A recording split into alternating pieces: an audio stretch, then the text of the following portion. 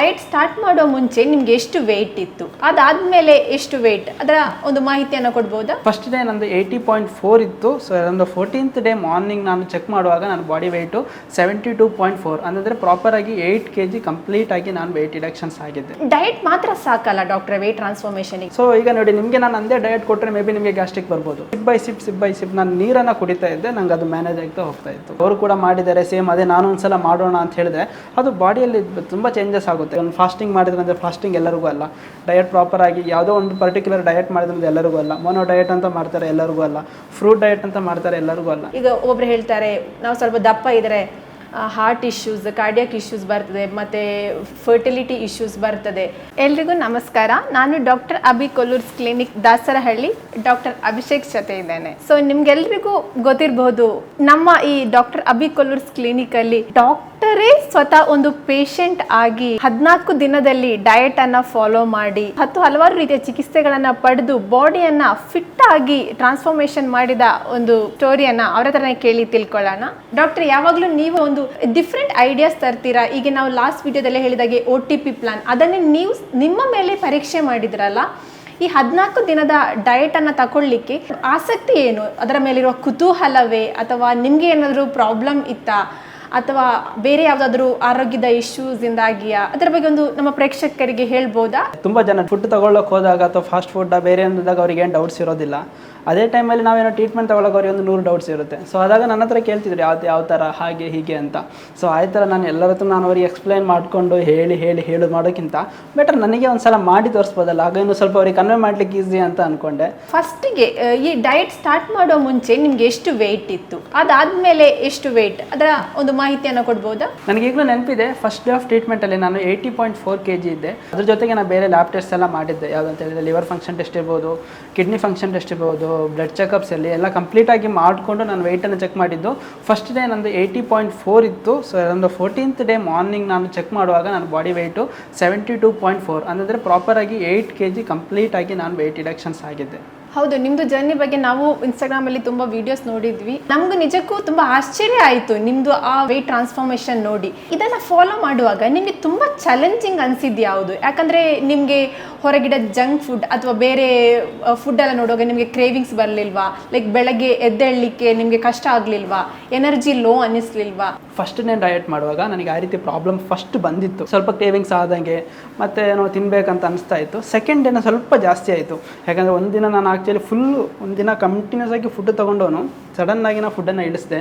Second ಡೇಗೆ ನಾನು ವಾಪಸ್ಸು ನಂದು ಈಗಲೂ ನೆನಪಿದೆ, ರಾ ಡಯಟನ್ನು ಇದ್ದೆ ನಾನು ಸೆಕೆಂಡ್ ಡೇಯಲ್ಲಿ ರಾ ಡಯಟ್ ಮಾಡುವಾಗ ವಾಪಸ್ ನನಗೆ ಕ್ರೇವಿಂಗ್ ಸ್ವಲ್ಪ ಜಾಸ್ತಿ ಆಗಿತ್ತು, ತುಂಬ ಹಸಿವೆ ಜಾಸ್ತಿ ಆಗಿತ್ತು. ಸೊ ಮತ್ತೆ ಹೋದಾಗ ನನಗೆ ಡೌನ್ ಆಯಿತು. ಯಾಕಂದರೆ ನಾನು 5 ಕಿಲೋಮೀಟರ್ಸ್ ನನ್ನ ಜರ್ನಿ, ನಾನು ಅಲ್ಲಿಂದ ಟ್ರಾವೆಲ್ ಮಾಡುವಾಗಲೇ ನನಗೆ ಸಿಗೋದೆಲ್ಲ ಫಾಸ್ಟ್ ಫುಡ್ಗಳು, ಬೇರೆ ಹೋಟೆಲು, ಬೇರೆ ಜ್ಯೂಸ್ ಸೆಂಟರು, ಬೇರೆ ಫ್ಲೆಕ್ಸ್ಗಳು, ಇದರಲ್ಲೆಲ್ಲ ಏನು ಮಾಡುತ್ತಂದರೆ ಕ್ರೇವಿಂಗ್ಸನ್ನು ಜಾಸ್ತಿ ಮಾಡಿರೋ ಫ್ಲೆಕ್ಸ್ಗಳೇ ಜಾಸ್ತಿ ಇತ್ತು. ಸೊ ಪ್ರತಿ ಸಲ ನಾನು ನೋಡಿದಾಗ ಕೂಡ ಅದು ತಿನ್ನಬೇಕಂತ ಫಸ್ಟ್ ಸೆಕೆಂಡ್ ಡೇ ನಂಗೆ ಅನಿಸಿತ್ತು. ಬಟ್ ನಾನು ಮುಂಚೆ ಇದ್ರ ಥರ ಮಾಡಿದ್ದೆ. ಸೊ ಅದಕ್ಕೆ ನನಗೊಂದು ಮೆಂಟಲಿ ನನಗೊಂದು ಎಬಿಲಿಟಿ ಇತ್ತು, ನಾನು ಕಂಟ್ರೋಲ್ ಮಾಡ್ತೇನೆ ಅಂತ. ಸೊ ನನಗೆ ಯಾವಾಗ ಪ್ರಾಬ್ಲಮ್ ಆಯಿತು ಅಂತ ಹೇಳಿದರೆ, ನಾನು ಇಷ್ಟು ತನಕ ಟ್ರೈ ಮಾಡಿರಲಿಲ್ಲ ಏರ್ ಫಾಸ್ಟಿಂಗು. ಸೊ ಅದು ಎಲ್ಲರೂ ಕೂಡ ಮಾಡುವಂಥದ್ದಲ್ಲ, ಬಟ್ ನಾನು ಟ್ರೈ ಮಾಡಿದ್ದೆ. ನಂಗೆ ಅವತ್ತೊಂದಿನ ಸ್ವಲ್ಪ ನನಗೆ ಒಂಥರ ಫುಲ್ ಲೋ ಅಂತ ಫೀಲ್ ಆಗಿತ್ತು. ಮತ್ತು ನನಗೆ ಅದು ಕಂಪ್ಲೀಟಾಗಿ ಕ್ಯಾರಿ ಆನ್ ಆಗಿ ನನಗೇನು ಪ್ರಾಬ್ಲಮ್ ಆಗಲಿಲ್ಲ. ಇನ್ನೊಂದು ಕ್ವೆಶನ್ ಅಂತ ಹೇಳಿದರೆ, ನೀವು ನಿಮ್ಮ ವಿಡಿಯೋದಲ್ಲಿ ನಾನು ನೋಡಿದೆ, ನೀವು ಕೋಲೋನ್ ಥೆರಪಿ, ಹೈಡ್ರೋಥೆರಪಿ, ಕ್ರಯೋಥೆರಪಿ, ಹಾಗೆ ಮಸಾಜ್ ಥೆರಪಿ, ಫುಡ್ ರಿಫ್ಲೆಕ್ಸಾಲಜಿ, ಆ ಥರ ತುಂಬ ಬೇರೆ ಟ್ರೀಟ್ಮೆಂಟ್ಗಳನ್ನು ಕೂಡ ಈ ವೆಯ್ಟ್ ಟ್ರಾನ್ಸ್ಫಾರ್ಮೇಷನಲ್ಲಿ ತಗೊಂಡಿದ್ದೀರಿ. ಇದರಲ್ಲಿ ಅಚಾನಕ್ ಅನಿಸಿದ್ದು ಯಾವುದು? ಡಯಟ್ ಮಾತ್ರ ಸಾಕಲ್ಲ ಡಾಕ್ಟ್ರೆ ವೆಯ್ಟ್ ಟ್ರಾನ್ಸ್ಫಾರ್ಮೇಷನ್ಗೆ, ನೀವು ಇದೆಲ್ಲ ತಗೊಂಡ ಉದ್ದೇಶ ಏನು? ಖಾಲಿ ಡಯಟ್ ಮಾತ್ರ ಮಾಡಿಕೊಂಡು ವೆಯ್ಟ್ ಲಾಸ್ ಆಗೋಕ್ಕಿದ್ರೆ ನನಗೆ ಆ ಟ್ರೀಟ್ಮೆಂಟ್ ಪ್ಲ್ಯಾನ್ ಮಾಡಿನೋ ಅಥವಾ ನಾನು ಆ ಟ್ರೀಟ್ಮೆಂಟನ್ನು ತೊಗೊಂಡು ಪ್ರಯೋಜನ ಇಲ್ಲ. ಸೊ ನಾನು ಯಾವ ಥರ ಟ್ರೀಟ್ಮೆಂಟ್ ತೊಗೊಳ್ಬೇಕಂದ್ರೆ ನಾನೆಲ್ಲ ಇವನ್ ನನಗೆ ಡಯಟ್ ಹೆಲ್ಪ್ ಆಗಿದೆ, ಟ್ರೀಟ್ಮೆಂಟ್ಸ್ ಹೆಲ್ಪ್ ಆಗಿದೆ, ನಂದು ಮೆಂಟಲ್ ಎಬಿಲಿಟಿ ಹೆಲ್ಪ್ ಆಗಿದೆ, ಬಾಕಿ ವರ್ಕ್ ಲೈಫ್ ತುಂಬ ಹೆಲ್ಪ್ ಆಗಿದೆ. ಸೊ ಇದೇ ರೀತಿ ನಾನು ಪ್ರತಿಯೊಂದನ್ನು ಡಿವೈಡ್ ಮಾಡ್ಕೊಂಡು ಮಾಡಿದ್ದು, ಮತ್ತು ಒಂದರಲ್ಲಿ ಮಾತ್ರ ಫೋಕಸ್ ಮಾಡೋದು ಸಾಧ್ಯ ಇಲ್ಲ. ಪೇಷಂಟ್ಸ್ ಈಗಲೂ ಬಂದು ಕೇಳೋದೇ ಡಯಟ್ ಮಾತ್ರ ಬೇಡ, ಇಲ್ಲ ನಾನು ಖಾಲಿ ಒಂದು ಟ್ರೀಟ್ಮೆಂಟ್ ಮಾತ್ರ ತೊಗೊಳ್ತೇನೆ ಸಾಕು, ಡಯಟ್ ನನಗೆ ನಾನು ಫುಡ್ಡೆಲ್ಲ ಕಂಟ್ರೋಲ್ ಮಾಡ್ಕೊಳ್ತೀನಿ ಪರವಾಗಿಲ್ಲ ಅಂತ. ಸೊ ನಾನು ಟ್ರೀಟ್ಮೆಂಟ್ ನಮ್ಮದು ಶೆಡ್ಯೂಲ್ ಯಾವ ಥರ ಇರ್ತದೆ ಅಂತ ಹೇಳಿದರೆ, ಫಸ್ಟ್ ನಾವು ನಮ್ಮದು ಗಟ್ ಮೇಲೆ ತುಂಬ ಫೋಕಸ್ ಮಾಡ್ತೇವೆ. ಫಸ್ಟ್ ನಮ್ಮ ಹೊಟ್ಟೆ, ನಮ್ಮದು ಏನಿದೆ, ನಮ್ಮದು ಸ್ಟಮಕ್ ಏನಿದೆ, ಇಂಟೆಸ್ಟೈನ್ಸ್ ಏನಿದೆ, ಇದ್ರ ಮೇಲೆ ನಾವು ತುಂಬ ಫೋಕಸ್ ಮಾಡಿ ವರ್ಕ್ ಮಾಡುವಂಥದ್ದು. ಫಸ್ಟು ನಾವು ಏನು ಮಾಡಿದರೆ, ನಂದು ಇದರಲ್ಲಿ ಮೇನ್ ನೀವು ಟ್ರೀಟ್ಮೆಂಟ್ ಅಂತ ಕೇಳಿದ್ರಲ್ಲ, ಸೊ ನಾವು ಮೇನ್ ಫೋಕಸ್ ಮಾಡಿದ್ದೆ ಕೊಲೋನ್ ಹೈಡ್ರೋಥೆರಪಿ ಟ್ರೀಟ್ಮೆಂಟು. ಅದ್ರ ಜೊತೆ ಆಗಿರೋ ಬಾಕಿ ಸ್ಟೀಮ್ ಬಾತ್ಸ್ ಆಗಲಿ, ಹೈಡ್ರೋಥೆರಪೀಸ್ ಆಗಲಿ, ಕ್ರಯೋಥೆರಪೀಸ್ ಆಗಲಿ, ಅದ್ರ ಜೊತೆ ಮೆಡಿಟೇಷನ್ಸ್ ಆಗಲಿ, ಯೋಗ ಆಗಲಿ, ಇದೆಲ್ಲ ತುಂಬ ಹೆಲ್ಪ್ ಆಗಿದೆ. ಯಾಕಂದರೆ ಪ್ರತಿಯೊಂದನ್ನು ಕೂಡ ಎಲ್ಲ ಸೇರಿ ಮಾಡಿದಾಗ ಅದಕ್ಕೊಂದು ಟೇಸ್ಟ್, ಇಲ್ಲಾಂದರೆ ಎಲ್ಲ ಸೇರಿ ಮಾಡಿದಾಗ ಅದಕ್ಕೊಂದು ರಿಸಲ್ಟು. ನೀವು ಅಡುಗೆ ಮಾಡುವಾಗ ಖಾಲಿ ಎಲ್ಲ ಸಪ್ರೇಟಾಗಿ ಇಟ್ಕೊಂಡು ಒಂದೊಂದನ್ನು ತಿಂತಾ ಬರೋದಿಲ್ಲ. ಎಲ್ಲ ಮಿಕ್ಸ್ ಮಾಡಿದರೆ ಮಾತ್ರ ಅದಕ್ಕೊಂದು ಟೇಸ್ಟು. ಅದಕ್ಕೆ ಉಪ್ಪು ಇರಬೇಕು, ಹುಳಿ ಇರಬೇಕು, ಖಾರ ಇರಬೇಕು, ಎಲ್ಲ ಅದೇ ರೀತಿ ಸೇಮ್. ಇವಾಗ ನಾನು ಟ್ರೀಟ್ಮೆಂಟ್ ಪ್ರೋಟೋಕಾಲ್ ಮಾಡುವಾಗ ಎಲ್ಲ ಇದ್ದಾಗ ಮಾತ್ರ ಅದಕ್ಕೊಂದು ಏನೊಂದು ಒಳ್ಳೆ ಟೇಸ್ಟ್, ಇಲ್ಲ ಅಂದರೆ ಅದಕ್ಕೊಂದು ರಿಸಲ್ಟ್, ಬೆಸ್ಟ್ ರಿಸಲ್ಟ್ ಅಂತ ಹೇಳ್ಬೋದು. ಸೊ ಈ 14 ಡೇಸ್ ನಿಮ್ಮದು ಉದ್ದೇಶ ಹೇಗಿತ್ತು ಅಂತ ಹೇಳಿದ್ರೆ, ಟ್ರೀಟ್ ದ ಹೋಲ್ ಬಾಡಿ, ಕಂಪ್ಲೀಟಾಗಿ ಬಾಡಿಯನ್ನು ಟ್ರೀಟ್ ಮಾಡಿ ವೆಯ್ಟನ್ನು ಟ್ರಾನ್ಸ್ಫಾರ್ಮೇಷನ್ ಮಾಡುವ ಉದ್ದೇಶ ಆಗಿತ್ತು. ಸೊ ಇದರಲ್ಲಿ ನಿಮ್ಗೆ ಅಚಾನಕ್ ಅಂತ ತುಂಬ ಉಪಯೋಗಕಾರಿ ಅನಿಸಿದ್ದು ಕೋಲೋನ್ ಹೈಡ್ರೋಥೆರಪಿ ಅಂತ ಹೇಳಿದ್ರಲ್ಲ.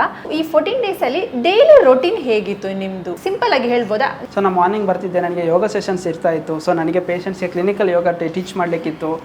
ಅದ್ರ ಜೊತೆನೇ ನಾನು ಅವರಿಗೆ ಯೋಗ ಟೀಚ್ ಮಾಡೋ ಜೊತೆನೇ ನಾನು ಅವರಿಗೆ ಬಾಕಿ ಟ್ರೀಟ್ಮೆಂಟ್ಸ್ ಇದ್ದು ನನ್ನ ಟ್ರೀಟ್ಮೆಂಟ್ಸನ್ನು ಕೂಡ ನಾನು ಫೋಕಸ್ ಮಾಡ್ತಾ. ಇದ್ರ ಮಧ್ಯೆ ನನಗೆ ಡಯಟ್ ಫಾಲೋ ಮಾಡಬೇಕಿತ್ತು. ನನಗೆ ಇನ್ನೂ ಕೆಲವು ಕಡೆ ಮಿಸ್ಟೇಕ್ ಆಗಿದ್ದಿದೆ. ಯಾಕಂದರೆ ನಾನು ಬೆಳಿಗ್ಗೆ 8ರಿಂದ 8:30 ತನಕ ಫುಡ್ ತೊಗೊಳ್ಬೇಕಂತಂದು ಪ್ರಾಪರ್ ಟೈಮಿಂಗ್ಸ್ ಹಾಕಿರ್ತೇನೆ. ನಂಗೆ ಕೆಲವೊಂದು ಸತಿ ಪೇಷಂಟ್ ಇರೋದ್ರಿಂದ ನಂಗೆ ಆ ಟೈಮಲ್ಲಿ ತೊಗೊಳ್ಳೋಕ್ಕಾಗ್ತಾಯಿಲ್ಲ. ಮೇ ಬಿ ಅದು 9-9:30 ಆಗಿರ್ತಿತ್ತು. ಬಟ್ ಏನಂತ ಹೇಳಿದ್ರೆ ಕಂಪ್ಲೀಟಾಗಿ ಸ್ಟ್ರೆಚ್ಚಲ್ಲಿ ಟ್ರೀಟ್ಮೆಂಟ್ಸ್ ಎಲ್ಲ ಮುಗಿಸ್ತಾ ಇದೆ. ನಂದು ಟ್ರೀಟ್ಮೆಂಟ್ ಮುಗಿಸ್ಕೊಂಡು ಮತ್ತು ನನಗೆ ಮಾರ್ನಿಂಗ್ ಕನ್ಸಲ್ಟೇಷನ್ಸ್ ಇರ್ತಿತ್ತು. ಕನ್ಸಲ್ಟೇಷನ್ ಮುಗಿಸ್ಕೊಂಡು ಮಧ್ಯಾಹ್ನ ಅಷ್ಟೇ, ಮಧ್ಯಾಹ್ನ ಡೈಲಿ ಫಸ್ಟ್ ದಿನ raw diet, second day boil diet ಇರ್ತಿತ್ತು. ಬಟ್ ಅದೇ 5th 6th ಡೇ ಎಲ್ಲ ನಾನು ವಾಟರಲ್ಲಿ ಇರಬೇಕಾಗಿತ್ತು. ಆ ವಾಟರ್ ಟೈಮಲ್ಲೂ ಅಷ್ಟೇ ನಾನು ಕನ್ಸಲ್ಟೇಷನ್ಸ್ ಆಗಲಿ, ನನ್ನ ಟ್ರೀಟ್ಮೆಂಟ್ಸ್ ಏನು ಕೊಡಬೇಕಾಗಿತ್ತು, ಪೇಷಂಟ್ಸನ್ನು ಹ್ಯಾಂಡಲ್ ಮಾಡೋದಾಗಲಿ ಅಥವಾ ನನ್ನ ವರ್ಕ್ ಆಗಲಿ, ಸೊ ನನಗೇನು ಟೈಪಿಂಗ್ ಏನು ವರ್ಕ್ ಇತ್ತು, ಏನು ಎವ್ರಿಥಿಂಗನ್ನು ನಾನು ಪ್ರಾಪರಾಗಿ ಸಾರ್ಟ್ ಔಟ್ ಮಾಡಿಕೊಂಡೆ ನಾನು ಬರ್ತಾಯಿದ್ದೆ. ಅಲ್ಲ, ನೀವು ಇದೆಲ್ಲ ಫಾಲೋ ಮಾಡುವಾಗ ನಿಮಗೆ ಗ್ಯಾಸ್ಟ್ರಿಕ್ ಸಮಸ್ಯೆ ಆಗಲಿ, ದೇಹದ ಉಬ್ಬರ, ತಲೆ ತಿರುಗೋದು, ಆ ಥರ ಯಾವುದಾದ್ರೂ ಪ್ರಾಬ್ಲಮ್ ಅನಿಸಿತಾ? ನೀವೇನಾದರೂ ಮೆಡಿಸಿನ್ ತಗೊಳ್ತಾ ಇದ್ದೀರಾ ಇದರ ಗ್ಯಾಸ್ಟ್ರಿಕ್ ಆಗಬಾರ್ದು ಅಂತ ಏನಾದರೂ? ನಂದು ಕಂಡೀಷನ್ಸ್ ನೋಡ್ಕೊಂಡು ನಾನೇ ಹಾಕೊಂಡಿರೋ ಡಯಟ್ ಅದು. ಸೊ ಈಗ ನೋಡಿ, ನಿಮಗೆ ನಾನು ಅಂದೇ ಡಯಟ್ ಕೊಟ್ಟರೆ ಮೇ ಬಿ ನಿಮಗೆ ಗ್ಯಾಸ್ಟ್ರಿಕ್ ಬರ್ಬೋದು. ಸೊ ನಿಮಗೆ ನಿಮ್ಮ ಕಂಡೀಷನ್ಸ್ ನೋಡ್ಕೊಂಡು ನನಗೆ ಫುಡ್ಡು ಆಗಲಿ ಅಥವಾ ನಿಮಗೆ ಯಾವ ಥರ ಟ್ರೀಟ್ಮೆಂಟ್ಸ್ ಪ್ರೋಟೋಕಾಲ್ಸನ್ನು ಕೊಡಬೇಕು. ಸೊ ನನಗೆ ಆ ಟೈಮಲ್ಲಿ ಯಾವುದೇ ರೀತಿ ಗ್ಯಾಸ್ಟ್ರಿಕ್ ಬರೋಲ್ಲ. ಯಾಕಂತ ಹೇಳಿದರೆ, ಸೊ ನಾನು ಸಡನ್ನಾಗಿ ನಾನು ಏರ್ ಫಾಸ್ಟಿಂಗೋ ಅಲ್ಲ ವಾಟರ್ ಫಾಸ್ಟಿಂಗ್ ಮಾಡಿದರೆ ನನಗೆ ಗ್ಯಾಸ್ಟ್ರಿಕ್ ತುಂಬ ಬರ್ತಾಯಿತ್ತು. ಬಟ್ ನಾನು ಯಾಕೆ ನನಗೆ ಆ ಥರ ಬರಲಿಲ್ಲ ಅಂತ ಹೇಳಿದರೆ, ಸೊ ನನ್ನ ಟ್ರೀಟ್ಮೆಂಟ್ ಪ್ರೋಟೋಕಾಲ್ಸೇ ಹಾಗೆ ಇತ್ತು. ಸೊ ನಾನು ಫಸ್ಟ್ ಬಾಯ್ಲ್ ಡಯಟನ್ನು ತೊಗೊಂಡೆ, ನಂತರ ರಾ ಡಯಟನ್ನು ತೊಗೊಂಡೆ, ಫ್ರೂಟ್ಸನ್ನು ತೊಗೊಂಡೆ, ಜ್ಯೂಸನ್ನು ತೊಗೊಂಡೆ. ಅದೇ ರೀತಿ ನಾನು ಫುಡ್ಡನ್ನು ಸೈಲಿ ಕಟ್ ಡೌನ್ ಮಾಡ್ತೆ. ಫುಡ್ ನಾನು ಅಫ್ಕೋರ್ಸ್ ನಾನು ವಾಟರಲ್ಲಿ ಒಂದಿನ ನೀರಲ್ಲಿದ್ದೆ, ಒಂದಿನ ಗಾಳಿಯಲ್ಲಿದ್ದೆ, ಮತ್ತೆ ಒಂದಿನ ನೀರಲ್ಲಿದ್ದೆ. ಬಟ್ ಯಾವತ್ತೂ ಕೂಡ ನಾನು ಗ್ಯಾಸ್ಟ್ರಿಕ್ ತರಿಸ್ಕೊಳ್ಳಿಲ್ಲ. ಯಾಕಂತೇಳಿ ನನ್ನ ಪ್ಯಾಟರ್ನ್ ಹಾಗೆ ಇತ್ತು. ಆ ಪ್ಯಾಟರ್ನನ್ನು ಪ್ರಾಪರಾಗಿ ಫಾಲೋ ಮಾಡಿದರೆ ಸೊ ನಮಗೆ ಗ್ಯಾಸ್ಟ್ರಿಕ್ ಅಷ್ಟು ಬೇಗ ಅಟ್ಯಾಕ್ ಆಗೋದಿಲ್ಲ. ಮತ್ತು ನಾನು ಏನಂದರೆ, ನಾನು ವಾಟರ್ ಇಂಟೆಕ್ ಚೆನ್ನಾಗಿ ತಗೊಳ್ತಾ ಇದ್ದೆ. ಸುಸ್ತಾಗದಾಗೆಲ್ಲ ನಾನು ಸ್ವಲ್ಪ ಅದರ ನೀರು ಕುಡಿತಿದ್ದೆ. ಅಂತೇಳಿ ನಾನು ಫುಲ್ಲು ಕಂಟಿನ್ಯೂಸ್ ಆಗಿ ನೀರು ಕುಡಿತಾ ಇರಲಿಲ್ಲ. ಸ್ವಲ್ಪ ಸಿಪ್ ಬೈ ಸಿಪ್ ನಾನು ನೀರನ್ನು ಕುಡಿತಾ ಇದ್ದೆ. ನಂಗೆ ಅದು ಮ್ಯಾನೇಜ್ ಆಗ್ತಾ ಹೋಗ್ತಾ ಇತ್ತು. ಸೊ ಈ ಒಂದು 14 ಡೇಸ್ ಇದು ಡಯಟ್ ಪ್ಲ್ಯಾನನ್ನು ನೀವು ನಿಮ್ಮ ಆರೋಗ್ಯದ, ಅಂದರೆ ನಿಮ್ಮ ಒಂದು ಬಾಡಿ ಕಸ್ಟಮೈಸ್ ಆಗಿ ಮಾಡಿರುವಂಥದ್ದು, ನಿಮ್ಮ ವೆಯ್ಟ್, ನಿಮ್ಮ ಬಾಡಿಯ ಪ್ರಾಬ್ಲಮ್ಸ್, ನಿಮ್ಮ ನೀಡ್ಸಿಗೆ ಅನುಗುಣವಾಗಿ ಕಸ್ಟಮೈಸ್ ಮಾಡಿರುವಂಥ ಪ್ಲ್ಯಾನ್ ಇದು. ಈಗ ನಾವು ಫಾಲೋ ಮಾಡಿದರೆ, ಈಗ ಫಾರ್ ಎಕ್ಸಾಂಪಲ್ ಈಗ ಒಂದು 50 ಇಯರ್ಸ್ ಆಗಿರೋ ಒಂದು ಮೇಲ್ ಆರ್ ಫೀಮೇಲ್, ಇವರು ವೆಯ್ಟ್ ಲಾಸ್ ಆಗಬೇಕು ಅಂತ ಬರ್ತಾರೆ, ಇವರಿಗೂ 14 ಡೇಸ್ ನೀವು ಮಾಡಿದ್ದೇ ಸೇಮ್ ಕೊಡ್ತೀರಾ? ಇಲ್ಲ, ನಾನು ಯಾವತ್ತೂ ಅದೇ ರೀತಿ ಮಾಡೋದು. ಯಾಕಂದ್ರೆ ನನ್ನ ಕಂಡೀಷನ್ಸು ಬೇರೆ ಇರುತ್ತೆ. ಸೊ ಈಗ ನಾರ್ಮಲಾಗಿ ನಾನು ಹೇಳಿದ್ರೆ 40-50 ಪೇಷಂಟ್ಸ್ ಇದ್ದವರು ಆಲ್ಮೋಸ್ಟ್ ಅವರಲ್ಲಿ 10ರಲ್ಲಿ 5ರಿಂದ 6 ಜನ ಡಯಾಬಿಟಿಕ್ ಇರ್ತಾರೆ. ಒಂದು ಪೇಷಂಟ್ ಒಂದು ಹೈಪರ್ಟೆನ್ಸಿವ್ ಇರ್ತಾರೆ, ಇಲ್ಲಾಂದರೆ ಫೀಮೇಲ್ ಇದ್ದರೆ ಥೈರಾಯ್ಡ್ ಪ್ರಾಬ್ಲಮ್ಸ್ ಮೇನ್ ಇರುತ್ತೆ, ಇಲ್ಲಾಂದರೆ ಹಾರ್ಮೋನಲ್ ಇಂಬ್ಯಾಲೆನ್ಸ್ ಬೇರೆ ಇರುತ್ತೆ. ಸೊ ಇದೆಲ್ಲ ನೋಡ್ಕೊಂಡು ನಾನು ಕೊಡುವಂಥ ಟ್ರೀಟ್ಮೆಂಟ್ಸ್. ಈಗ ನನಗೇನು ಸದ್ಯಕ್ಕೆ ಏನು ಪ್ರಾಬ್ಲಮ್ ಇರಲಿಲ್ಲ. ನಂದು ಓವರಾಲ್ ಆಗಿ ನನ್ನ ಹೆಲ್ತ್ ಕಂಡೀಷನ್ಸ್ ನೋಡಿಕೊಂಡು, ನನ್ನ ಬಾಡಿ ವೆಯ್ಟ್ ನೋಡಿಕೊಂಡು, ನನ್ನ ಡೈಲಿ ಲೈಫ್ ರೂಟೀನ್ಸ್ ನೋಡಿಕೊಂಡು ನಾನು ನನಗೋಸ್ಕರ ಪ್ರಿಪೇರ್ ಮಾಡಿದ ಕಸ್ಟಮೈಸ್ಡ್ ಟ್ರೀಟ್ಮೆಂಟ್ ಪ್ಲ್ಯಾನ್. ಸೊ ಅದೇ ರೀತಿ 40 ಇಯರ್ ಅಥವಾ 50 ಇಯರ್ ಏಜ್ ಬಂದಾಗ, ಈಗಂತೂ ಹೇಳ್ತೇನೆ ಒಂದು ಮಾತು, ಹೇಳಲಿಕ್ಕೆ ಬೇಸರ, ಬಟ್ ಆದರೆ ಒಬ್ಬರು ಪ್ರಾಪರಾಗಿರೋರು ಇಲ್ಲ. ಏನಾದರೂ ಒಂದು ಪ್ರಾಬ್ಲಮ್ ಇದ್ದೇ ಇರ್ತಾರೆ. ಅದು ಏನಾದರೂ ಇರ್ಬೋದು, ಇವನ್ ಹೆಡ್ಏಕ್ಸ್ ಆಗಿರಲಿ ಅಥವಾ ಜಾಯಿಂಟ್ ಪೇನ್ಸ್ ಆಗಿರಲಿ ಅಥವಾ ಗ್ಯಾಸ್ಟ್ರಿಕ್ ಸಮಸ್ಯೆ ಆಗಲಿ, ಏನೋ ಒಂದು ಪ್ರಾಬ್ಲಮ್ಸ್ ಅಂತ ಅವರಿಗೆ ಮೇನ್ ಆಗಿದ್ದೇ ಇದೆ. ಸೊ ಅದನ್ನು ನೋಡಿಕೊಂಡು, ಕಂಡೀಷನ್ಸ್ ನೋಡಿಕೊಂಡು ಟ್ರೀಟ್ಮೆಂಟನ್ನು ಕೊಡುವಂಥದ್ದು.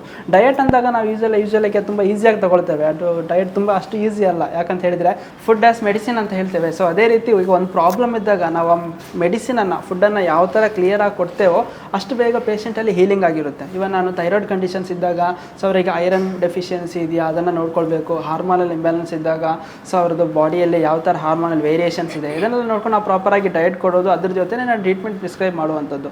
ಸೊ ನಾನು ರಾಂಗ್ ಟ್ರೀಟ್ಮೆಂಟ್ ಪ್ರಿಸ್ಕ್ರೈಬ್ ಮಾಡಿದರೆ ಸೊ ಅವರಿಗೆ ಅದು ಕಂಪ್ಲೀಟಾಗಿ ಚೇಂಜಸ್ ಕಾಣಿಸ್ಕೊಳ್ಳುತ್ತೆ. ಅದೇ ರೀತಿ ಇವನ್ ನನ್ನ ಡಯಟ್ ನೋಡಿಕೊಂಡು ನಾರ್ಮಲಾಗಿ ಇಲ್ಲ ಅವರು ಕೂಡ ಮಾಡಿದ್ದಾರೆ ಸೇಮ್ ಅದೇ ನಾನು ಒಂದ್ಸಲ ಮಾಡೋಣ ಅಂತ ಹೇಳಿದ್ರೆ ಅದು ಬಾಡಿಯಲ್ಲಿ ತುಂಬ ಚೇಂಜಸ್ ಆಗುತ್ತೆ. ಯಾಕಂತ ಹೇಳಿದರೆ, ಒಂದು ನೀವು ಪ್ರಾಪರಾಗಿ ಒಬ್ಬರು ಕೆಲವರು ಬಿ ಪಿ ಮೆಡಿಸಿನ್ಸ್ ತೊಗೊಳ್ಳೋರು, ಅದು ಇವಾಗ ಹೈಪರ್ಟೆನ್ಸಿವ್ ಇರ್ತಾರೆ, ತುಂಬ ಬಿ ಪಿಗೆ ರೆಗ್ಯುಲರಾಗಿ ಮಾತ್ರೆ ತೊಗೊಳ್ತಿರೋರು ಸಡನ್ನಾಗಿ ಅದರಿಂದ ಶಿಫ್ಟ್ ಆಗಿ ಡಯಾಬಿಟಿಕ್ ಇದು ಮಾತ್ರ ಯಾವ ಥರ ತೊಗೊಂಡಾಗ ಏನು ಬಾಡಿಯಲ್ಲಿ ಚೇಂಜಸ್ ಆಗುತ್ತೋ ಸೇಮ್ ಅದೇ ರೀತಿ ನಾನು ಕೊಡೋ ಡಯಟನ್ನು ನಾನು ಮಾಡಿದ್ದನ್ನೇ ನೀವು ಮಾಡಿದಾಗ ನಿಮಗೆ ಆ ಬಾಡಿಯಲ್ಲಿ ಯಾವ ಥರ ಚೇಂಜಸ್ ಕಾಣಿಸ್ಕೊಳ್ಳುತ್ತೆ. ಸೊ ಮತ್ತು ನಾನು ಯಾರಿಗೂ ಹೇಳೋದಿಲ್ಲ. ಈಗ ನೀವು ಬಂದು ಏನಾದರೂ ನನ್ನ ಹತ್ರ ಏನಾದರೂ ಕಸ್ಟಮೈಸ್ಡ್ ಆಗಿ ನಾನು ನಿಮಗೆ ನಿಮ್ಮ ಪ್ರಾಬ್ಲಮ್ಗೆ ಡಯಟ್ ಕೊಟ್ಟರೆ ಅದನ್ನು ನಾನು ಬೇರೆ ಯಾರಿಗೂ ಕೊಡಬೇಕಂತ ಇಲ್ಲ, ಬೇರೆಯವರಿಗೆ ಕೊಟ್ಟರೆ ಕೂಡ ಅದರಲ್ಲಿ ಬೇರೆ ಏನಾದರೂ ಪ್ರಾಬ್ಲಮ್ಸ್ ಆಗುತ್ತೆ. ಸೊ ಯಾವಾಗಲೂ ಟ್ರೀಟ್ಮೆಂಟ್ಸ್ ತಗೊಳ್ಳುವಾಗಲೂ ಅಷ್ಟೇ, ಅಥವಾ ನೀವು ಬೇರೆ ಯಾರಿಗಾದರೂ ಪ್ರಿಸ್ಕ್ರೈಬ್ ಮಾಡುವಾಗಲೂ ಅಷ್ಟೇ, ಯಾರಿಗಾದ್ರೂ ಹೇಳುವಾಗಲೂ ಆದರೂ ಅಷ್ಟೇ, ಸೊ ನಾರ್ಮಲಾಗಿ ಒಬ್ಬರಿಗೆ ಕೊಟ್ಟಿರೋದನ್ನೇ ಇನ್ನೊಬ್ಬರು ತಗೊಳ್ಳೋಕೆ ಹೋಗಬಾರ್ದು. ಆ್ಯಕ್ಚುಲಿ ತುಂಬ ರಾಂಗ್ ಥಿಂಗ್ ಅದು. ಅಂದರೆ ಎಲ್ಲರಿಗೂ ಅಲ್ಲ, ಡಯಟ್ ಪ್ರಾಪರಾಗಿ ಒಂದು ಫಾಸ್ಟಿಂಗ್ ಮಾಡಿದ್ರಂದರೆ ಫಾಸ್ಟಿಂಗ್ ಎಲ್ಲರಿಗೂ ಅಲ್ಲ, ಡಯಟ್ ಪ್ರಾಪರಾಗಿ ಯಾವುದೋ ಒಂದು ಪರ್ಟಿಕ್ಯುಲರ್ ಡಯಟ್ ಮಾಡಿದ್ರಂದ್ರೆ ಎಲ್ಲರಿಗೂ ಅಲ್ಲ, ಮೋನೋ ಡಯಟ್ ಅಂತ ಮಾಡ್ತಾರೆ ಎಲ್ಲರಿಗೂ ಅಲ್ಲ, ಫ್ರೂಟ್ ಡಯಟ್ ಅಂತ ಮಾಡ್ತಾರೆ ಎಲ್ಲರಿಗೂ ಅಲ್ಲ, ಜ್ಯೂಸ್ ಡಯಟ್ ಅಂತ ಮಾಡ್ತಾರೆ ಎಲ್ಲರಿಗೂ ಅಲ್ಲ. ಎಲ್ಲರಿಗೆ ಯಾವುದು ಅಂತ ಹೇಳಿದ್ರೆ ಅದು ಕಂಡೀಷನ್ಸ್ ನೋಡಿಕೊಂಡು ಮಾತ್ರ ಕೊಡಬೇಕು. ಸೊ ಹಾಗಾದರೆ ನಿಮ್ಮ ವಿಡಿಯೋ ನೋಡಿಕೊಂಡು ನೀವು ಮಾಡಿದ ಥರ ನಾವು ಫಾಲೋ ಮಾಡಲಿಕ್ಕೆ ಇಲ್ಲ. ಆ್ಯಕ್ಚುಲಿ ಇದನ್ನು ಈ ಒಂದು ಡಯಟ್ ಈ ವೆಯ್ಟ್ ಲಾಸಿಗೆ ನಾವು ಟ್ರೈ ಮಾಡಿದ್ರೆ ಯಾರ್ದಾದ್ರೂ ಗೈಡೆನ್ಸಲ್ಲಿ ಅಂದರೆ ಪ್ರಾಪರ್ ಒಬ್ಬರ ಗೈಡೆನ್ಸಲ್ಲೇ ತಗೊಳ್ಬೇಕು ಅಂತ ನೀವು ಹೇಳ್ತಿದ್ದೀರಾ ಅಲ್ವಾ? ಖಂಡಿತವಾಗ್ಲೂ ಯಾವಾಗಲೂ ನಾನು ಮಾಡಿ ಡಯಟನ್ನು ನೀವು ಫಾಲೋ ಮಾಡೋದಾಗಲಿ ಅಥವಾ ಸೊ ನೀವು ಬೇರೆಯವ್ರಿಗೆ ಹೇಳೋದಾಗಲಿ ಅಥವಾ ಇವನ್ ನನ್ನ ಹತ್ರನೇ ಬಂದು ನೀವು ಡಯಟ್ ತೊಗೊಳ್ಬೇಕಂತಿಲ್ಲ. ಯಾಕಂದರೆ ಎಷ್ಟೋ ಜನರು ನ್ಯೂಟ್ರಿಷನ್ಸಲ್ಲಿ ತುಂಬ ಚೆನ್ನಾಗಿ ನಾಲೆಡ್ಜ್ ಇರೋರು ಇದ್ದಾರೆ, ಎಷ್ಟೋ ಜನರು ಟ್ರೀಟ್ಮೆಂಟ್ ಪ್ಲ್ಯಾನ್ಸನ್ನು ಕೊಡುವರಿದ್ದಾರೆ. ಸೊ ಅವ್ರ ಜೊತೆ ಹೋಗಿ ಕನ್ಸಲ್ಟ್ ಮಾಡಿಕೊಂಡು ಟ್ರೀಟ್ಮೆಂಟ್ಸನ್ನು ತೊಗೊಳ್ಬೇಕು. ಸೊ ನೀವಾಗಿ ಇಂಡಿವಿಜುವಲ್ ಆಗಿ ಮಾಡ್ಲಿಕ್ಕೆ ಹೋಗ್ತೀರಾ ಅಂತ ಹೇಳಿದರೆ ಏನು ಬೆನಿಫಿಟ್ ಆಗೋದು ಅದಕ್ಕಿಂತ ಸ್ವಲ್ಪ ಜಾಸ್ತಿ ವರ್ಸ್ಟ್ ಕೇಸ್ ಆಗುವಂಥದ್ದು ಜಾಸ್ತಿ ಇರುತ್ತೆ. ರಿವರ್ಸ್ ಎಫೆಕ್ಟ್ ತುಂಬ ಆಬ್ವಿಯಸ್ಲಿ ಅದು ಜಾಸ್ತಿ ಎಫೆಕ್ಟ್ಸ್ ಜಾಸ್ತಿ ಆಗುವಂಥದ್ದು ತುಂಬ ಇರ್ತದೆ. ಓಕೆ ಡಾಕ್ಟರ್, ನಿಮ್ಮದು ಈ 14 ಡೇಸ್ ವೆಯ್ಟ್ ಟ್ರಾನ್ಸ್ಫಾರ್ಮೇಷನಲ್ಲಿ ಸೈಂಟಿಫಿಕಲಿ ಅಥವಾ ಇನ್ ಮೆಡಿಕಲ್ ವರ್ಡ್ಸಲ್ಲಿ ನಿಮಗೆ ಏನು ಹೇಳಲಿಕ್ಕುಂಟು? ಯಾವ ರೀತಿಯ ಚೇಂಜಸ್ ಆಗಿದೆ? ನೀವು ಕೂಡ ಈಗ ನೋಡಿ, ಸುಮ್ಮನೆ ನೀವು ಸಡನ್ನಾಗಿ ಫುಡ್ ಕಟ್ ಮಾಡಿದ್ರಿ, ಇಲ್ಲಾಂದರೆ ನೀವು ಮಧ್ಯಾಹ್ನ ಊಟ ಮಾಡೋ ಬದಲು ಜ್ಯೂಸಿಗೆ ಬಂದ್ರಿ, ಇಲ್ಲ ನೀವು ಫ್ರೂಟ್ಸಲ್ಲಿ ಮಾತ್ರ ಇದ್ರಿ, of course there is a weight loss. ಅಂದರೆ ಅದರಲ್ಲಿ ಏನಾಗುತ್ತೆ, ಮೇನಾಗಿ ವಾಟರ್ ಲಾಸ್ ಆಗ್ತಾ ಇರುತ್ತೆ. ಬಟ್ ಬಾಡಿಯಲ್ಲಿ ಏನು ಬೇಕಾಗಿರೋದ್ರೆ ಫ್ಯಾಟ್ ಲಾಸ್ ಬೇಕಾಗಿರುವಂಥದ್ದು. ಸೊ ಬಾಡಿಗೆ ವಾಟರ್ ಲಾಸ್ ಬೇಗ ಆಗ್ತಾ ಬರುತ್ತೆ. ಸೊ ಮೇನಾಗಿ ನಾವು ಫೋಕಸ್ ಮಾಡ್ತಿರೋದು ಫ್ಯಾಟ್ ಲಾಸ್ ಆಗಬೇಕಂತ ಹೇಳಿದರೆ ಸೊ ಬಾಡಿಯಲ್ಲಿ ಓವರಾಲ್ ಆಗಿ ನಾವು ಕಂಪ್ಲೀಟಾಗಿ ಟ್ರೀಟ್ಮೆಂಟ್ಸನ್ನು ಕೊಡಬೇಕು. ಮತ್ತು ನನ್ನ ಮೇಲೆ ರಿಸಲ್ಟ್ಸ್ ಕೇಳಿದ್ರಲ್ಲ, ನಾನು ಸ್ಟಾರ್ಟ್ ಮಾಡುವಾಗ ಕೂಡ ಅಷ್ಟೇ, ನಾನು WBC ಚೆಕ್ಕಿಂಗ್ ಆಗಿರಲಿ, whole blood cheques, complete blood count cells ಎಲ್ಲ ಚೆಕ್ ಮಾಡುವಂಥದ್ದಾಗಲಿ, ಅಥವಾ ಲಿವರ್ ಫಂಕ್ಷನ್ ಟೆಸ್ಟ್ ಆಗಲಿ, ಕಿಡ್ನಿ ಫಂಕ್ಷನ್ ಟೆಸ್ಟ್ ಆಗಲಿ, ಪ್ರತಿಯೊಂದನ್ನು ಕೂಡ ಮಾಡಿದ್ದೆ. ಸೊ ನಾನು ಬೇಕಾದ್ರೆ ರಿಪೋರ್ಟನ್ನು ಕೂಡ ತೋರಿಸ್ತಾನೆ ಎಷ್ಟು ಚೇಂಜಸ್ ಆಗಿತ್ತು ಅಂತ ಹೇಳಿದ್ರೆ. ಮುಂಚೆ ಕೂಡ ನಾರ್ಮಲ್ ಅಂದರೆ ಈಗ 2 to 10 ಅಂತ ನಾರ್ಮಲ್ ಅಂದಾಗ 5 ಬಂದರೆ ಆ್ಯಕ್ಚುಲಿ ಒಂದು ಮಿಡ್ ರೇಂಜ್ ಅಂತ ಹೇಳ್ಬೋದು. ಸೊ ಕೆಲವೊಂದು ಸತಿ ಅದು 3 ಬರ್ಬೋದು, 9 ಬರ್ಬೋದು. ಸೊ ಅಂಥ ವೇರಿಯೇಷನ್ಸು ನನಗೆ ಬೇರೆ ಏನು ಪರ್ಟಿಕ್ಯುಲರಾಗಿ ಪ್ರಾಬ್ಲಮ್ ಇರಲಿಲ್ಲ, ಅಂಥ ವೇರಿಯೇಷನ್ಸ್ ಇದ್ರೂ ಕೂಡ ಪ್ರಾಪರಾಗಿ ಮಿಡ್ ಬ್ಯಾಲೆನ್ಸಲ್ಲೇ ಹೋಗಿದೆ ಅಂತ ಹೇಳ್ಬೋದು. ಡಾಕ್ಟರ್, ಈಗ ಯಾರು ನಾನು ತುಂಬ ಒಬೇಸ್ ಇದ್ದೇನೆ, ನಾನು ದಪ್ಪ ಇದ್ದೇನೆ ಅಂತ ಯಾರು ಒಪ್ಕೊಳ್ಳೋದಿಲ್ಲ. ಈಗ ಈ ಒಬೆಸಿಟಿ ನಿಜಕ್ಕೂ ಒಂದು ನಮಗೆ ತುಂಬ ಆರೋಗ್ಯ ಸ್ಥಿತಿಯಿಂದ ಅದು ತುಂಬ ನಮಗೆ ಸೈಡ್ ಎಫೆಕ್ಟ್ಸ್ ಆಗ್ತದ? ಈಗ ಒಬ್ಬರು ಹೇಳ್ತಾರೆ ನಾವು ಸ್ವಲ್ಪ ದಪ್ಪ ಇದ್ದರೆ ಹಾರ್ಟ್ ಇಶ್ಯೂಸ್, ಕಾರ್ಡಿಯಾಕ್ ಇಶ್ಯೂಸ್ ಬರ್ತದೆ, ಮತ್ತು ಫರ್ಟಿಲಿಟಿ ಇಶ್ಯೂಸ್ ಬರ್ತದೆ. ಒಬ್ಬರು ನಾರ್ಮಲ್ ಪರ್ಸನ್ನಿಗೆ ಈ ಥರ ಡಿಟಾಕ್ಸ್ ಪ್ಲ್ಯಾನ್ ನೀವು ಹೇಳ್ತಾರ ವೆಯ್ಟ್ ಲಾಸ್ ನೆಸೆಸಿಟಿ ಇದೆಯಾ, ಅಥವಾ ಓನ್ಲಿ ಸ್ವಲ್ಪ ದಪ್ಪ ಇರುವವರಿಗೆ? ಅದರ ಬಗ್ಗೆ ನಿಮ್ಮ ಒಪಿನಿಯನ್ ಏನು? ಸೊ ಮುಂಚೆ ಆಗಿದ್ದರೆ ಒಬೆಸಿಟಿ ಅನ್ನೋ ಒಂದು ಡಿಸೀಸ್ ಅಥವಾ ಡಿಸಾರ್ಡರ್ ಅಥವಾ ಒಂದು ಪ್ರಾಬ್ಲಮ್ ಆಗಿ ಜನ ಯಾರು ಕನ್ಸಿಡರ್ ಮಾಡ್ತಾ ಇರಲಿಲ್ಲ. ಯಾಕಂದರೆ ಅವ್ರದ್ದು ಒಬೇಸಿದ್ದು ಪರ್ಸೆಂಟೇಜ್ ಅಥವಾ ರೇಷ್ಯೋ ಅಷ್ಟು ಕಮ್ಮಿ ಇತ್ತು. ಬಟ್ ಈಗದ್ದು ಜನರದ್ದು ಒಬೇಸ್ ಮೇನ್ ಆಗಿ ಅವ್ರದ್ದು ಫಿಸಿಕಲ್ ಆ್ಯಕ್ಟಿವಿಟೀಸು ಅಥವಾ ಅವ್ರದ್ದು ಲೈಫ್ ಸ್ಟೈಲ್ ಚೇಂಜಸ್ಸು ಇದರಿಂದ ಮೇನಾಗಿ ಆಗಿರುವಂಥದ್ದು. ಮತ್ತು ಇನ್ನೊಂದು ನೋಡಿದರೆ ಒಬೆಸಿಟಿ ಡೈರೆಕ್ಟಾಗಿ ನಿಮಗೆ ಹಾರ್ಟಿ ಪ್ರಾಬ್ಲಮ್ ಇಲ್ಲ. ಸೊ ಒಬೆಸಿಟಿಯಿಂದ ನಿಮಗೆ ನಿಮ್ಮ daily work functions, body work functions ಮೇಲೆ ಎಫೆಕ್ಟ್ ಆಗುತ್ತೆ, ಹಾರ್ಮೋನಲ್ ಇಂಬ್ಯಾಲೆನ್ಸ್ ಆಗುತ್ತೆ, ಅಥವಾ ನಿಮ್ಮ ಮೆಟಬಾಲಿಕಲ್ ಚೇಂಜಸ್ ಆಗುತ್ತೆ, ಅದು ನಿಮ್ಮನ್ನು ಹಾರ್ಟಿಗೆ ಪ್ರಾಬ್ಲಮ್ಸ್ ಮಾಡುತ್ತೆ. ಮತ್ತು ಇನ್ನೊಂದು ನಾನು ಮೇನ್ ಹೇಳಬೇಕಂತ ಹೇಳಿದರೆ ಫ್ಯಾಟ್ ಬಾಡಿಯಲ್ಲಿ ಅಕ್ಯುಮುಲೇಟ್ ಆಗೋದು 2 ಥರದಲ್ಲಿ, 2 ಕಡೆ. ಒಂದು ಅಡಿಪೋಸ್ ಟಿಶ್ಯೂ ಅಂತ ಹೇಳ್ತೇವೆ, ಮೇರೆ ಏನಿಲ್ಲ ನಮ್ಮ ಸ್ಕಿನ್ ಕೆಳಗಡೆ ಅಡಿಪೋಸ್ ಲೇಯರ್ ಇರುತ್ತೆ, ಅಡಿಪೋಸ್ ಟಿಶ್ಯೂಸಲ್ಲಿ ನಮ್ಮದು ಫ್ಯಾಟ್ ಸ್ಟೋರ್ ಆಗಿರುತ್ತೆ.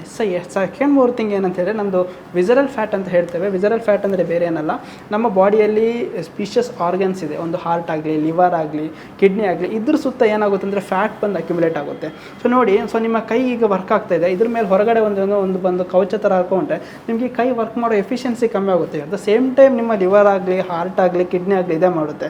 ಸೊ ಒಂದು ಕಿಡ್ನಿ ಏನಾದರೂ ವರ್ಕ್ ಆಗ್ತಿದೆ, ಇಲ್ಲ ಲಿವರ್ ವರ್ಕ್ ಆಗ್ತಿದೆ, ಲಿವರ್ ಮೇಲ್ಗಡೆ ಬಂದು ಫ್ಯಾಟ್ ಅಕ್ಯುಮುಲೇಷನ್ಸ್ ಆಗುತ್ತೆ. ಸೊ ಏನಾಗುತ್ತೆ, ಸೊ ಲಿವರಿಗೊಂದು ನಾರ್ಮಲ್ ಆಗಿ ಮೆಟಬಾಲಿಕ್ ಆ್ಯಕ್ಷನ್ ಮಾಡೋ ಏನು ಫಂಕ್ಷನಾಲಿಟಿ ಬೇಕು, ಫ್ಯಾಟ್ ಕವರ್ ಆದಮೇಲೆ ಅದಕ್ಕೇನು ವರ್ಕ್ ಮಾಡಲಿಕ್ಕಾಗೋದಿಲ್ಲ. ಏನಾಯಿತು, ಅದರದ್ದು ಎಬಿಲಿಟಿ ಕಮ್ಮಿ ಆಯಿತು. ಸೇಮ್ ಥಿಂಗ್ ಹಾರ್ಟ್ ಮೇಲೆ ಕಮ್ಮಿ ಆಯಿತು. ಸೊ ಕೊಲೆಸ್ಟ್ರಾಲ್ಸ್ ಜಾಸ್ತಿ ಆಯಿತು, ಲಿವರಲ್ಲೇ ಫ್ಯಾಟಿ ಲಿವರ್ಸ್ ಬಂತು.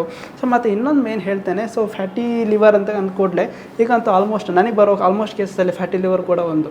ಸೊ ಜನ ಹೇಳ್ತಾರೆ ಫ್ಯಾಟಿ ಲಿವರ್, ನಾನು ಆಲ್ಕೋಹಾಲ್ ಏನು ತಗೊಳ್ಳೋದಿಲ್ಲ, ಇವನ್ ಫೀಮೇಲ್ಸ್ ಕೂಡ ಜಾಸ್ತಿ ಫ್ಯಾಟಿ ಲಿವರ್ ಪ್ರಾಬ್ಲಮ್ಸ್ ಅಂತ ಬರ್ತಾರೆ. ಅವ್ರು ಹೇಳ್ತಾರೆ ನಾನೇನು ಡ್ರಿಂಕ್ಸ್ ಏನು ಮಾಡೋದಿಲ್ಲ ಅಂತ. ಬಟ್ ಮೇನಾಗಿ ನೋಡ್ಕೊಳ್ಳಿ, ಫ್ಯಾಟಿ ಲಿವರ್ ಕಂಡೀಷನ್ಸ್ ಯಾರೆಲ್ಲ ಯಾರೆಲ್ಲ ಇರ್ತಾರೆ ಅವರು ಮೇನಾಗಿ ಆಲ್ಕೋಹಾಲಿಕ್ಸ್ ತಗೊಳ್ಳಿಲ್ಲ ಅಂದರೂ ಬಂದಿರುತ್ತೆ ಈಗಂತೂ. ಅದು ನಾನ್ ಆಲ್ಕೋಹಾಲಿಕ್ ಫ್ಯಾಟಿ ಲಿವರ್ ಅಂತ. ಸೊ ಯಾಕೆ ಬರ್ತದೆ ಅಂತ ಹೇಳಿದರೆ ಅವ್ರದ್ದು ಲೈಫ್ ಸ್ಟೈಲ್ ಚೇಂಜಸ್ ಇದೆ, ಮೆಟಬಾಲಿಕ್ ಆ್ಯಕ್ಷನ್ಸ್ ಚೇಂಜ್ ಇದೆ, ಒಬೆಸಿಟಿ ಕೂಡ one of the main reason ಇದಕ್ಕೆ. ಸೊ ಇದನ್ನು ನಾವು ಮೇನಾಗಿ ಗಮನ ಇಟ್ಕೊಂಡು ನಾವು ಕೊಡುವಂಥದ್ದು ಟ್ರೀಟ್ಮೆಂಟು. ಸೊ ಪ್ರೇಕ್ಷಕರೇ, ಇಷ್ಟೊತ್ತು ಡಾಕ್ಟರ್ ಅಭಿಷೇಕ್ ಅವರು ನಮ್ಮ ಜೊತೆ ಇದ್ದು ಅವರ 14 ದಿನದ ವೆಯ್ಟ್ ಟ್ರಾನ್ಸ್ಫಾರ್ಮೇಷನ್ ಜರ್ನಿನ ತುಂಬ ಅದ್ಭುತವಾಗಿ ನಿಮಗೆ ಎಕ್ಸ್ಪ್ಲೇನ್ ಮಾಡಿದರು. ಧನ್ಯವಾದಗಳು ಡಾಕ್ಟ್ರೇ. ಮತ್ತು ಪ್ರೇಕ್ಷಕರೇ, ನಿಮಗೆ ಈ ಒಂದು ವೆಯ್ಟ್ ಟ್ರಾನ್ಸ್ಫಾರ್ಮೇಷನ್ಗೆ ನಿಮಗೆ ಜಾಯ್ನ್ ಆಗಲಿಕ್ಕೆ ಇಷ್ಟ ಇರ್ಬೋದು, ಅಥವಾ ನೀವು ದೇಶದ ವಿದೇಶದ ಯಾವುದೇ ಭಾಗದಲ್ಲಿದ್ದು ನಿಮಗೆ ಒಂದು ಪ್ರಾಪರ್ ಆಗಿರುವ ಲೈಫ್ ಸ್ಟೈಲ್ ಬೇಕು, ನಿಮಗೆ ಡಯಟ್ ಅಂದರೆ ಅದು ಯಾವ ಥರ ಫಾಲೋ ಮಾಡಬೇಕು ಅಥವಾ ಡಯಟ್ ಬಗ್ಗೆ ನಿಮಗೆ ಇನ್ನೂ ಹೆಚ್ಚಿನ ಮಾಹಿತಿ ಬೇಕಾದರೆ ಇಲ್ಲಿ ಕೊಟ್ಟಿರ್ತಕ್ಕಂಥ ನಮ್ಮ ನಂಬರ್ಗೆ ಕಾಲ್ ಮಾಡಿ ಅಥವಾ ಕಮೆಂಟ್ ಮುಖಾಂತರ ನಮಗೆ ತಿಳಿಸಿ, ಅಥವಾ ಯಾವುದೇ ದಿನ ಟ್ಯೂಸ್ಡೇ ನಮ್ಮ ಹಾಸ್ಪಿಟಲ್ ರಜೆ ಇರ್ತದೆ, ಅದು ಬಿಟ್ಟು ಯಾವುದೇ ದಿನ ಬೇಕಿದ್ದರೂ ನಮ್ಮ ಕ್ಲಿನಿಕನ್ನು ನೀವು ವಿಸಿಟ್ ಮಾಡ್ಬೋದು. ಇನ್ನು ಹೆಚ್ಚಿನ ಮಾಹಿತಿಗಾಗಿ ನಮ್ಮ ಚಾನಲನ್ನು ಸಬ್ಸ್ಕ್ರೈಬ್ ಮಾಡಿ. Thank you.